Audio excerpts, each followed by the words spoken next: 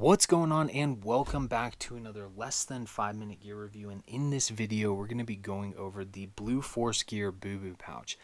Now, this guy's going to run you roughly about 35 bucks. It is pretty small when it comes to the dimensions. It's about 4 inches by 4 inches by 1 inch, so I would definitely classify this as more of a accessory and very small general purpose pouch. But I do think that those pouches definitely have a place, and this is something that I would definitely use for small little items and all that. So before I get into the items that I would throw in here, I just want to kind of generally run you through what this guy looks like. You do have that proprietary Blue Force Gear PVC fabric for the flap and for the backside for your MOLLE system, so you can MOLLE this to, cummerbunds, belts, back panels, whatever the case may be. You have the ability to MOLLE. For the interior of the flap, on the top you have your hook, and then on the bottom you have your loop Velcro, and then on the interior you do have your small little pocket and then some elastic on the inside to be able to help retain things and keep things in this pouch. So construction wise, it is pretty simple and straightforward. There really isn't a whole lot going on, which makes this thing really nice. But I will say, when getting into the small little items, having ease of access to them, this is a really nice pouch to have.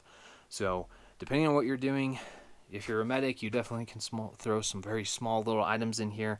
I know for the medics that I work with, my first thought would be, drugs. In the event that they need to push drugs to help stabilize a patient, you have the ability to throw some small little things in there, vials, syringes, so on and so forth. So it would be a good pouch for that, to keep things segregated and separated. When it comes to breaching or explosives, we've got these inner M81s. You could definitely fit those inside of there. They will fit all the way down in there, and you could probably get away with about fitting 4 in there, possibly with the shock tube and blasting cap, but it would be a tight fit, so be careful about that.